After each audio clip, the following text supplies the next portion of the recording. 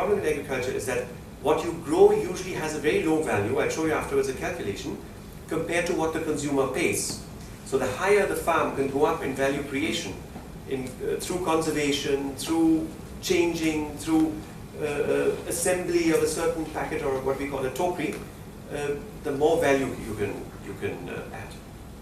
Yeah, so we did the same thing then for fruits and for exotic vegetables, and have diversified. While the farm used to be entirely in salads and herbs, now you see orchards coming up, and you see more and more fruits. It's actually very nice because also this monoculture that we were doing before, and which is not good for the soil, has stopped with this. So I'm very happy. The second reason, I want to go back, the second reason for diversification was that our idea was that we don't want to supply the upper 2 or 3% of the Pune population with salads. We knew that a couple of percent of the Pune people, maybe IT people and industrialists, would travel. They had come in contact with salads and herbs abroad, and then they would bring home the taste and say, I also want to eat it over here. But we believed in that actually salad and herbs should be eaten by everyone. Yeah? Definitely the next level was coming up, and the middle class, which is very strong and very growing with income and also with mindset and with who are very or like to experiment, they were our main target group, our main market. So we from the onset said we must keep our product low priced. Yeah, I always had fight in the team. They said, no, you're too cheap, you're wasting money. And to be honest, it is very difficult to keep low prices because it took us 6 years to break even. Yeah. But my sincere belief is that the numbers in the end will make up and will prove the concept right. So in order then to popularize, we also said then we need to sell the salad, because you can't eat salad like this, it's not really tasty. But it becomes very yummy when you put a lovely dressing on it. But when you look in the dressing shelves of the shops in town, you saw that Garafis was having nice imported dressings which were so expensive that they were out of reach of our customers. So we said we have to offer dressings.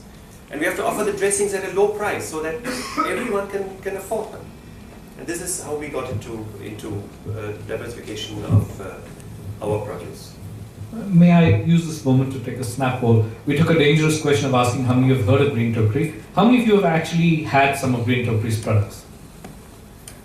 So you have a good market here as well. And they're still here. So I'm sure they like it. No, because salads is a new product for us. I mean, for us in a restaurant, salad meant getting cucumber and onions and carrots sliced on a plate. So this is a different product that we're not used to, and I think that Green Tokery has done a great job in introducing that product in our cuisine and also in our vocabulary, in the sense we thought of it differently. Yeah, thanks for the flowers. But I think there was salads before, and I must say that while we maybe popularized it with the home delivery system and by putting it more into the shelves, but we are by far not the only farmers who grow salads. Especially Iceberg is becoming very popular with diverse farms from all around us. Because farmers in India, I think worldwide, but in India I found it very much on their toes. When they see anywhere something that is looking good and that might have a market and have a chance to earn something, immediately they will jump on it. They will try it out and they will make it happen. And so it has happened also with Iceberg. And so far in hindsight also, the strategy of not being overpriced is good. Because if we can grow salad at prices that local farmers can grow them, then we have a business. Otherwise we'll be pushed out soon. And I had experience of that before. Okay, we do other things too. I wanted to show you some pictures of the farm. We are also into agro-tourism, and it is nice to meet people on the farm and to show them the farm. But for us it's also nice, or a marketing tool, to show people this is where your salad comes from. Salad is something eaten fresh, so you need to have trust. You need to know that it doesn't grow between the tracks, yeah? And I can eat it raw, I don't need to sterilize it. Yeah? This is important. So we show people the farm, they get a tour through the greenhouse, and initially we also allowed them to harvest themselves, but that was a bit at high calamity, so we stopped self-harvesting. But then we have another place where we just grow trees and fruit trees, and we have made a picnic shed there and invite everyone to come and have a meal. Yeah, so they come and join us for a meal.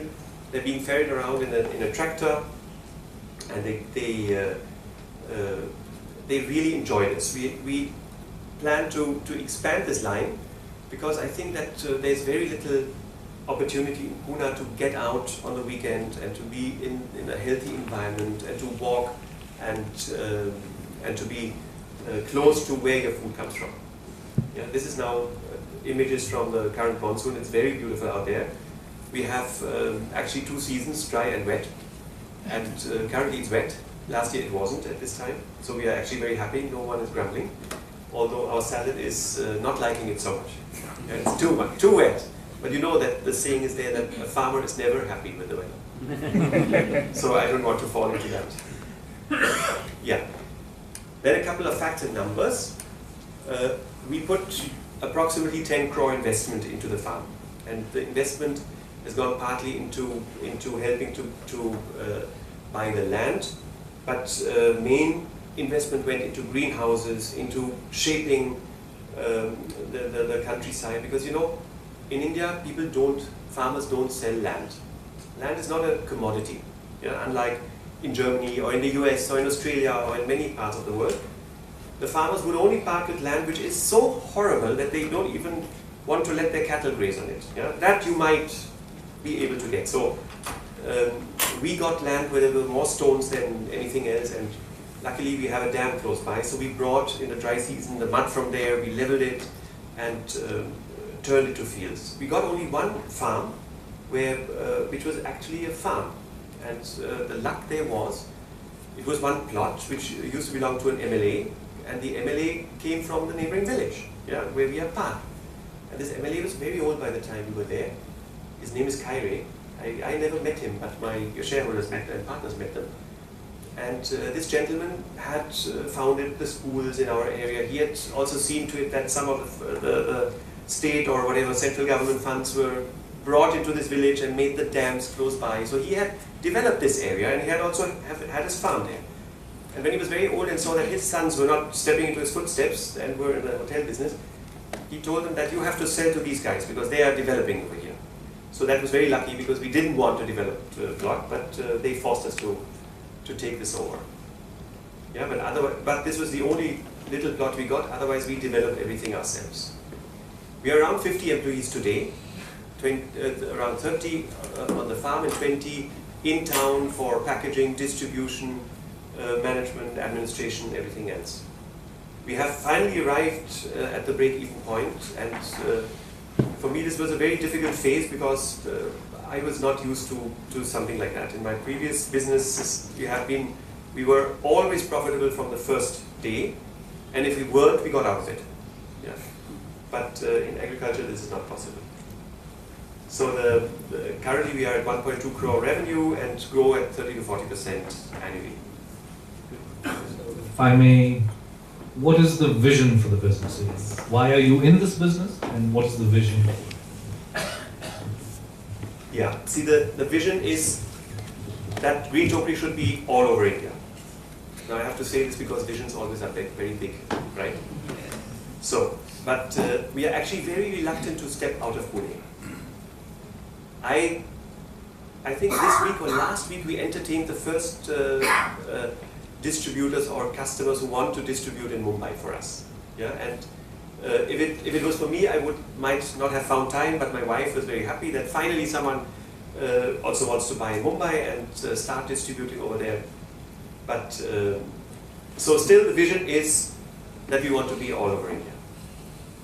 We have the farm to fork approach, and farm to fork means really that how we started, that we grew our own food and we looked after it, and then we harvested it and we cooked it, and we really enjoyed it. And this is not only because it's so nice and it sounds so wholesome and it's so, but because in agriculture the farming level gets only a very small percentage of what the consumer ends up paying. And this leaves the farmer at the mercy of the distributor and the retail or delivery chain. And it is not a fate that I wanted to share. And I think I've been in agriculture for a long time, from education and mentally. So I thought that the way